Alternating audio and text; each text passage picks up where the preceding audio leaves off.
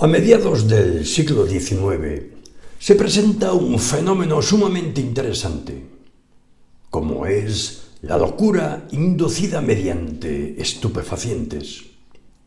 Sin embargo, no se trata de una situación nueva, pues la búsqueda de estados extáticos data de miles de años.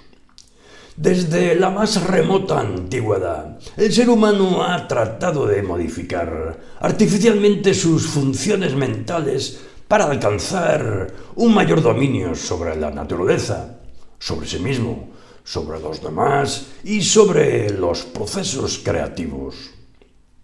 Se han encontrado residuos de amapola, de la que deriva el opio, en excavaciones de restos humanos de la Edad de Piedra en Italia y Suiza. Se sabe que los sumerios, 3000 años antes de Cristo, llamaban suerte o alegría al jugo de la amapola. En los Vedas, los 4 textos más antiguos de la literatura india, se habla del soma, una planta que se creía originaria del cielo, que había sido traída a la tierra por un águila y que proporcionaba una sensación de felicidad y bienestar inigualables. También en México antiguo se conocía el uso ritual de hongos alucinógenos, como el teonanacal, que significa carne de los dioses. Parte del interés en la locura inducida por estupefacientes en el siglo XIX tuvo su origen en el campo de la anestesia y en el descubrimiento y desarrollo de productos para combatir el dolor, y parte importante también en las drogas, cuyo consumo no tenía otro propósito que crear estados alucinatorios. En este contexto, la investigación médica dio un paso muy atrevido: experimentar para poder hablar de la locura. Hasta ahora, el loco había sido objeto de cuidados, de descuidos, de burlas, de reverencia, de abusos, de terapias, de observación. Esto significa que alguien siempre hablaba de él. Ahora se trata de hablar y registrar las experiencias del loco desde su punto de vista, y para conocer a fondo esa perspectiva, no queda otro remedio que volverse uno de ellos, o, al menos, someterse a un estado lo más parecido posible al delirio. La obra del psiquiatra francés Moreau de Tours, titulada Del hachís y de la alienación mental, publicada en el año 1845, fue básica en todo este proceso. Parte de la hipótesis de que los sueños se identifican con la locura. A los primeros nos es grato conocerlos por cuenta propia, pero no así a la otra, pues para conocerla tenemos que verla desde fuera, como simples espectadores, en el mejor de los casos. Por consiguiente, sostiene el psiquiatra Moreau de Tours, es necesario ser loco experimental. Esta locura experimental está a nuestro alcance. Podemos proporcionárnosla mediante la embriaguez con hachís. Esta droga le proporcionará un modelo de la locura en su búsqueda de tratamientos para la misma. Después de Moreau de Tours, y siguiendo su consejo de experimentar en sí mismos, otros investigadores recurrieron a diversas sustancias como el éter, la cocaína y el alcohol con el mismo propósito científico. Llegados a este punto de la historia de la locura, es obligado hablar de Sigmund Freud. ello, ego, superego, represión, transferencia, sublimación, líbido, consciente, inconsciente. Son términos que maneja el psicoanálisis. El uso y abuso de estas nociones ha dado lugar en parte a lo que se conoce como la lectura freudiana de la literatura, cuya característica principal sería su insistencia en el papel preponderante de la sexualidad en un texto. Este enfoque ha provocado distorsiones y la aplicación literal de la teoría de Freud para interpretar personajes, acciones, motivos, deseos o cualquier otro punto de una obra, lo que le ha dado lugar a que muchos, con tintes antifreudianos de diferente intensidad, se pronuncien en contra de este tipo de lectura. El hecho innegable es que la literatura se sintió atraída por el psicoanálisis. El mismo Freud informa que en Francia los literatos fueron los primeros en interesarse por este nuevo campo de estudio y que sus observaciones sobre el Hamlet de Shakespeare fueron aplicadas por algunos como Ernest Jones y Otto Rahn, quien, en su obra Motivo del incesto, demuestra que los poetas eligen muy frecuentemente el complejo de Edipo como motivo. Allen Tiller nos dice que el pensamiento de Freud representa una forma literaria de explicar la locura, porque lo hace en términos de símbolos y alegorías como la que le permite explicar la personalidad como la lucha entre tres actores, el ello, el ego y el superego, o la del complejo de Edipo que Freud coloca en el centro del desarrollo de la neurosis. El estudio de la tragedia inspiró muchas de sus ideas importantes y explica ciertos momentos trágicos en términos de la nueva ciencia que estaba fundando. Así, el destino, principal personaje trágico, y el oráculo se convierten en materializaciones de las necesidades de la vida psíquica. El hecho de que el héroe peque sin saberlo y contra su intención constituye la exacta expresión de la naturaleza inconsciente de sus tendencias criminales. Desde este punto de vista, Edipo, al tratar de evitar el destino, en realidad estaba buscando encontrarse con él, aunque lo ignorase. Podríamos incluir otros ejemplos como los anteriores, pero en realidad lo que importa es lo que constituye la médula del trabajo psicoanalítico, que es la narración, que le permite descubrir los orígenes de las represiones y su devenir en psicosis, cuando recrea la realidad, o en neurosis, cuando la niega.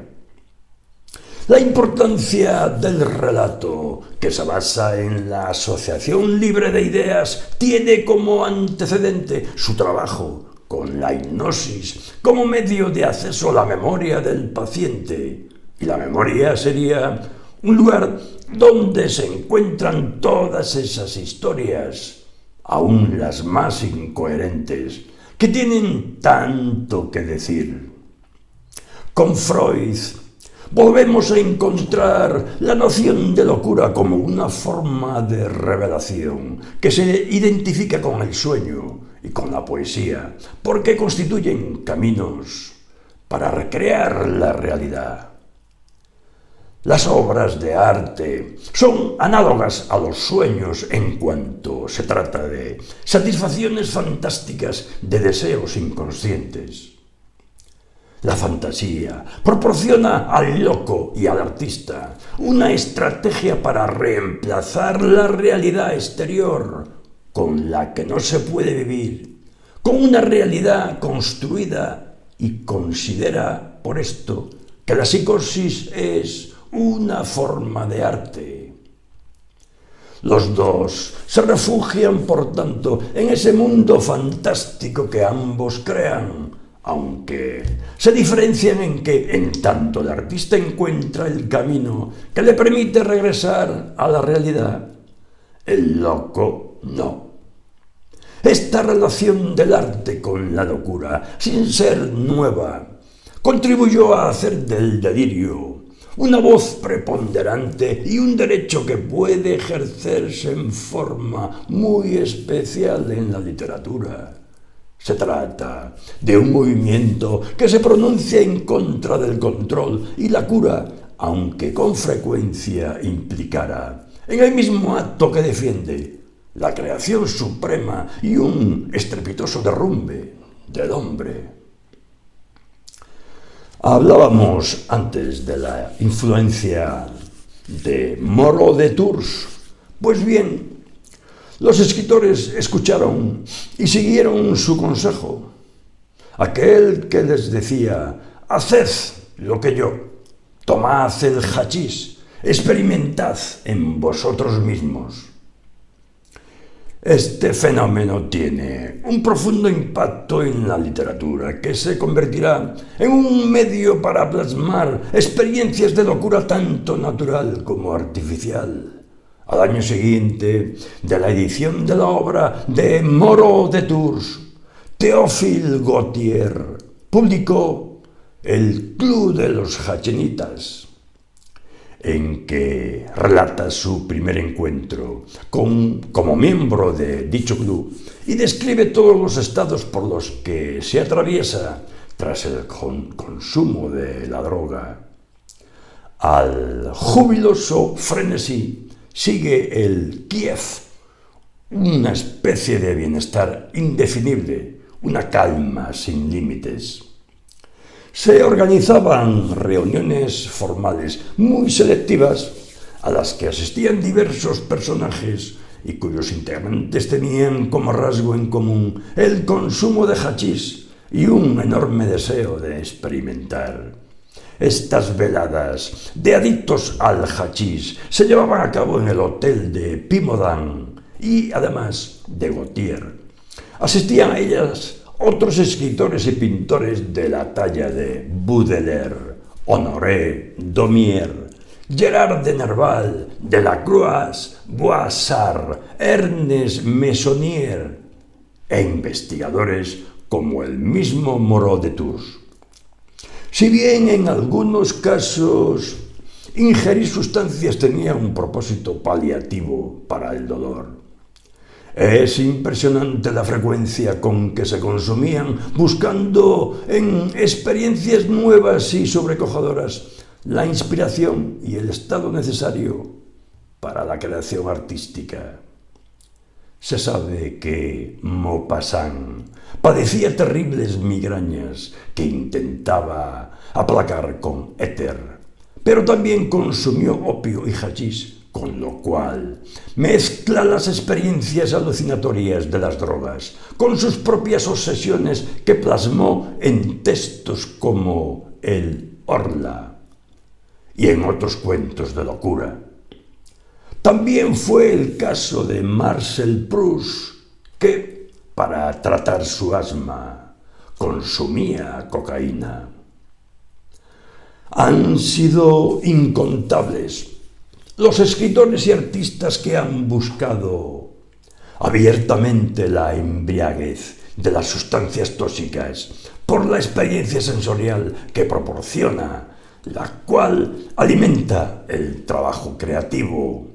Si bien es cierto que en la locura hay errores, silencio y ausencia de obra, también lo es que multiplica las asociaciones, sugerencias e ideas, y se dice que es más versátil el pensamiento.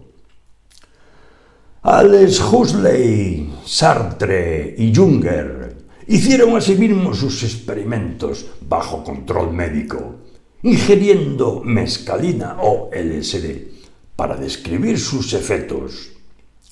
Los límites de la razón bajo los efectos de las drogas han sido plasmados por numerosos autores en narraciones y ensayos que fueron escritos después de este tipo de experiencia.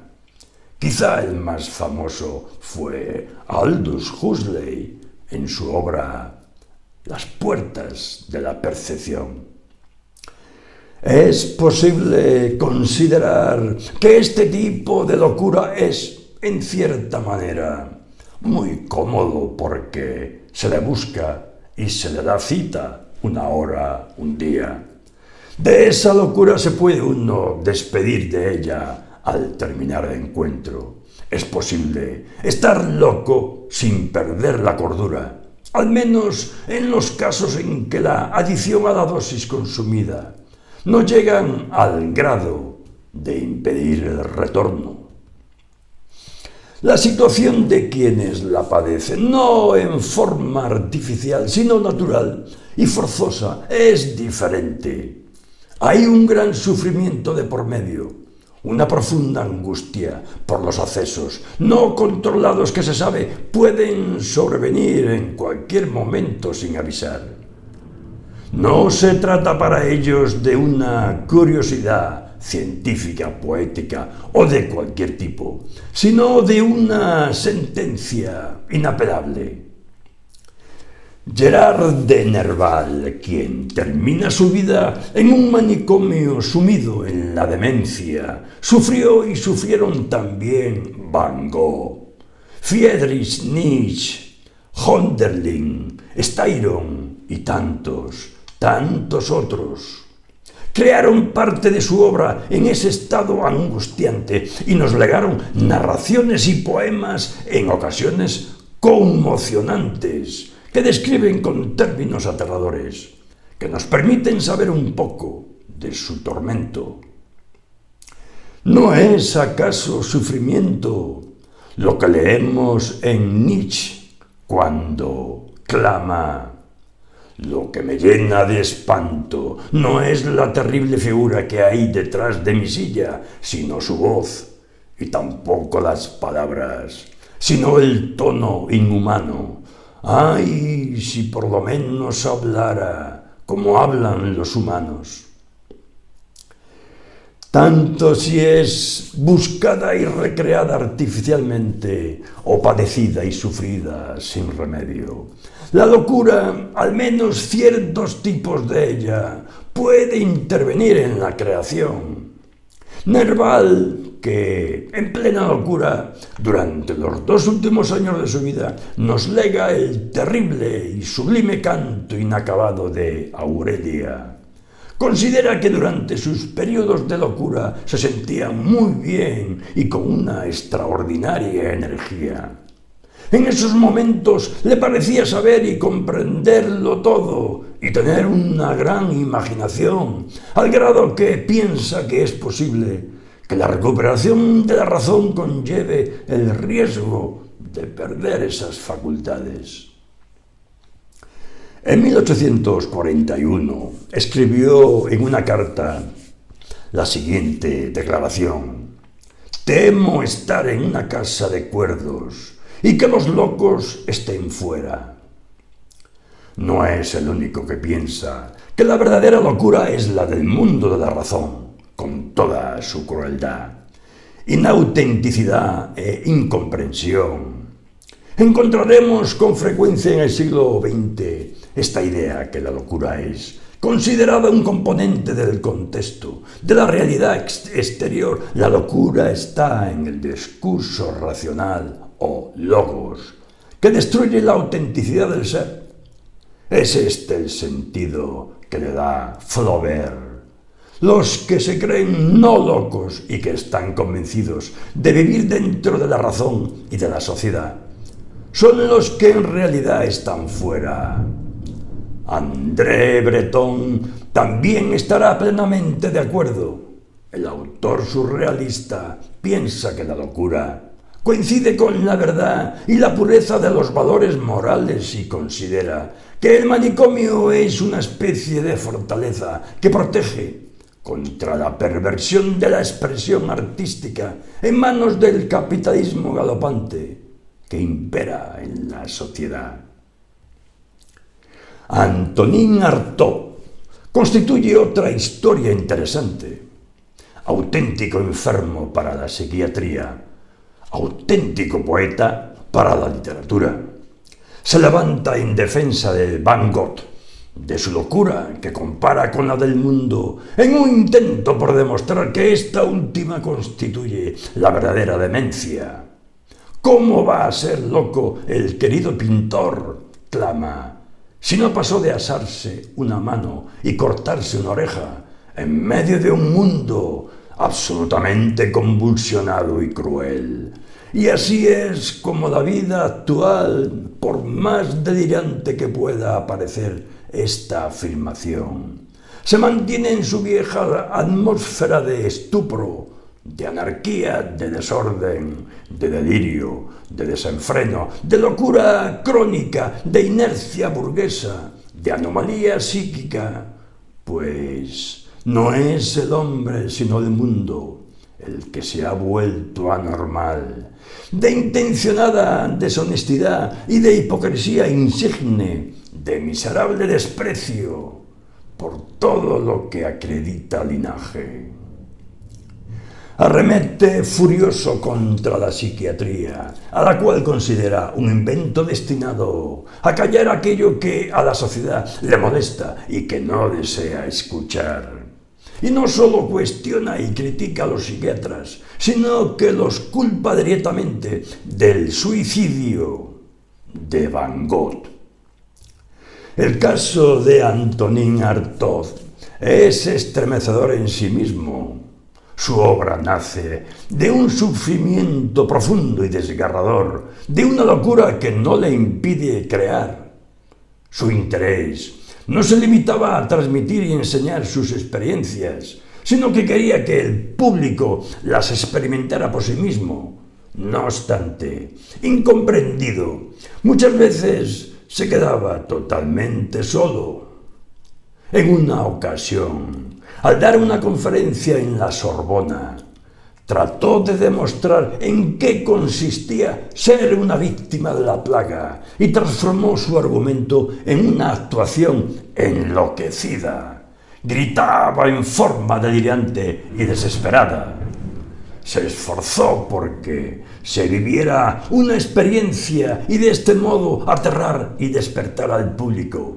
Pero este, desconcertado, abandonó el lugar, dejando al pobre Artaud retorciéndose en el suelo.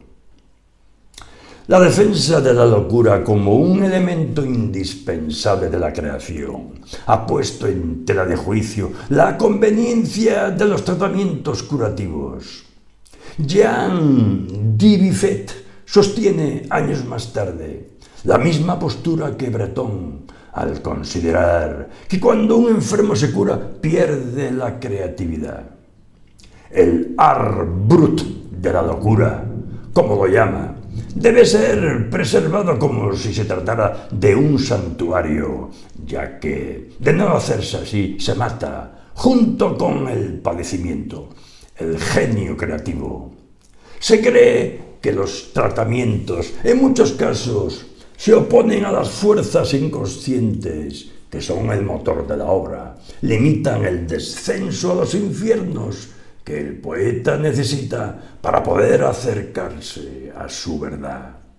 Sí, el sufrimiento extremo, si bien destruye y desgarra, es también una fuerza que lleva al hombre a crear. En este sentido, encierra una perfección muy propia. El problema es que ese descenso a los infiernos es tan profundo que en él a veces el retorno no está garantizado. Por supuesto, no siempre tiene esta connotación sublime. No todos los artistas locos ni los científicos están de acuerdo con esta idealización de la locura. Piensan que la realidad es otra, más negra, más pesada, más angustiante. William Styron, quien la padeció, se declara en su obra esa visible oscuridad, en desacuerdo con esa concepción metafísica, como la llama, y contra quienes no comprenden que se trata de un verdadero sufrimiento vital. Describe su enfermedad con términos tales como sofocante angustia, sentimiento de terror, la oscuridad me invadía tumultuosamente, siniestros estigmas y otros semejantes. Poco antes de internarse en un hospital, en un momento en que ya tenía planeada su propia muerte, narra cómo salió de su casa y experimenté una curiosa convulsión interna que acierto a describir únicamente como desesperación, más allá de la desesperación. Salió de la fría noche, no creía posible angustia semejante. También se sabe que Georges Bataille recurrió a la terapia psicológica para poder continuar su obra escrita. Al creer que se estaba volviendo loco, buscó ayuda profesional y después de un tiempo, al sentir que la locura estaba controlada, pudo seguir escribiendo. Los surrealistas manifestaron asimismo un agudo interés y no solo eso, también ellos se proclamaron en defensa de los estados alucinatorios de la locura y trataron de extraer razón de la sinrazón, de sistematizar lo irracional. Para André Breton, el loco es víctima de su imaginación, pero también recibe mucho consuelo de esta, y dice convencido que podría pasar su vida descubriendo los secretos de la locura. Los poetas surrealistas, además de plasmar la locura en su obra, la exaltaron. Será para ellos tema, pero también mecanismo de creación y forma de la más profunda protesta existencial. El caso de Salvador Dalí es en extremo interesante. Para él, la locura fue una identidad necesaria, lo que lo caracterizó y diferenció. El renombrado pintor también escribió y narra su situación. Nació 10 meses después de la muerte de su hermano, llamado como él Salvador, con quien en todo momento lo compararon sus padres. La presencia ausente del otro marcó su personalidad. Yo nací doble, con un hermano de muerte que tuve que matar para ocupar mi propio lugar, para obtener mi propio derecho a mi propia mente.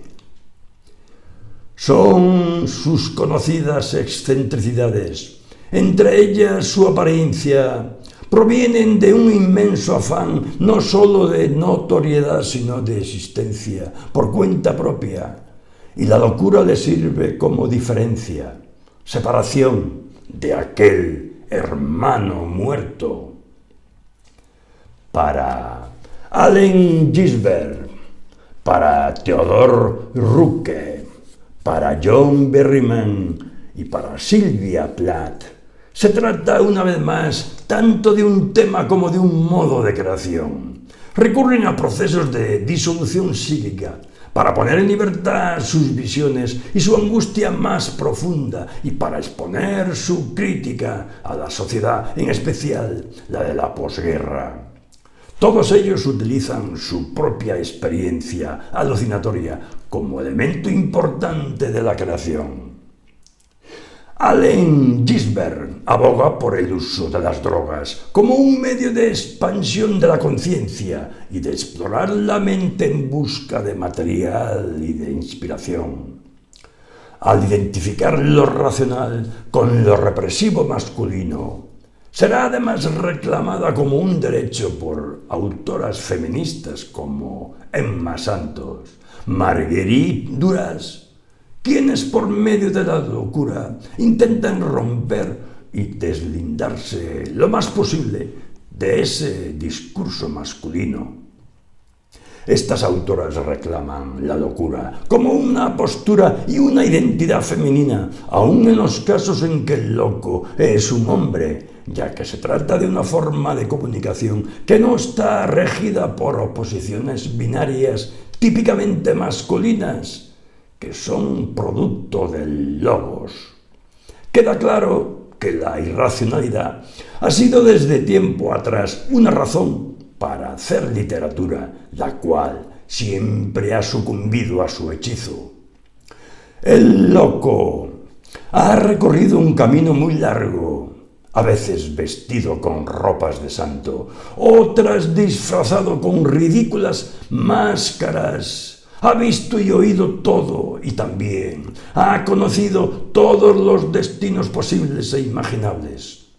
La locura ha sido ceguera irremediable y visión especial, castigo y privilegio, conciencia y decadencia moral, pecado y enfermedad, aberración demoníaca e inspiración divina o artística, explosión e implosión. Ha sido diversión para unos y tormento para otros. Pero vemos que en todas sus manifestaciones, apariencias y posturas ha dado cabida, de una u otra manera, a la más absoluta desmesura.